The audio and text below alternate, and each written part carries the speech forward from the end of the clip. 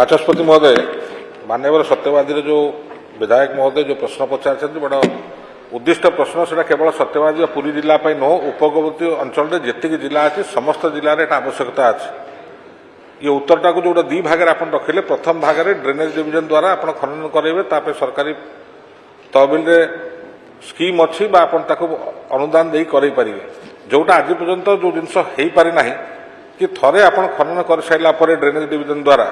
तापर जो प्रश्न अच्छी जो चिंगुड़िया दल होची ताकू बाहर नकले खनन करा जाइथिबा जोर बा केनाल को मध्य पानी निष्कासन हो पारना बा पानी यातायात हो पारना। तो चिंगुड़िया दल को जदि आप न काढ़े से खनन कौन मूल्य रहा। सरकार पाखे ये कथा नजर अच्छी जहाँ आप कथार उत्तर स्पष्ट जना पड़ा कि गोटे टीम जाइए अनुध्यान करते। तो चिंगुड़िया दल को बाहर करने एवं केनाल गुड़ा सफा रखापी कौन सरकार पदक्षेप नौकरी से विषय कौन योजना अच्छी कहे। माननीय मंत्री वरिष्ठ विधायक तथा पूर्वतन मंत्री प्रताप देव भाई जो कथा उठे विशेषकर उपकूल अंचल एवं जो वाटर लॉगिंग एरिया एवं आपण आमे जो एरिया रे पानी जमू रोची उपकूल अंचल विशेषकर देखा जाए जे कलिकती दल एवं चिंगुली दल ये गुड़ा अवरोध सृष्टि करें जिते ड्रेनेज नेटवर्किंग पानी जिते आसीज लो लेइंग एरिया रु आमर नदी को किंबा केनाल को डिस्चार्ज होगापाई निश्चित भाव में यहाँ गोटे बाधक सृष्टि करें।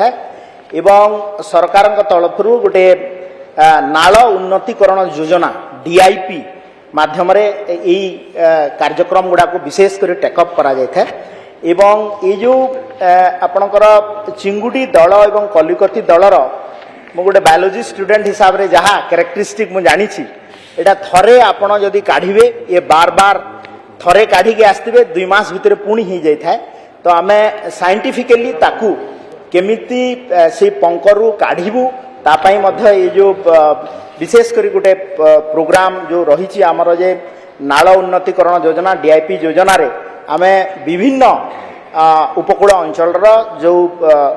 नदी को जो ड्रेनेज सिस्टम केनाल को एवं तापरे समुद्र को जो चैनल सिस्टम अच्छी ताकू करने सरकार तरफ विभिन्न योजना करा जाउछि। एवं चलित वर्ष नाल उन्नतीकरण योजना DIP माध्यम ये सत्यवादी विशेषकर कणास ब्लॉक रो मो पाखरे डाटा तो देइथिली चलित वर्ष नाल उन्नतीकरण DIP माध्यम डिसिल्टेशन करिया पई हमर ई चैनल गुड़ा को पाखापाखी आमे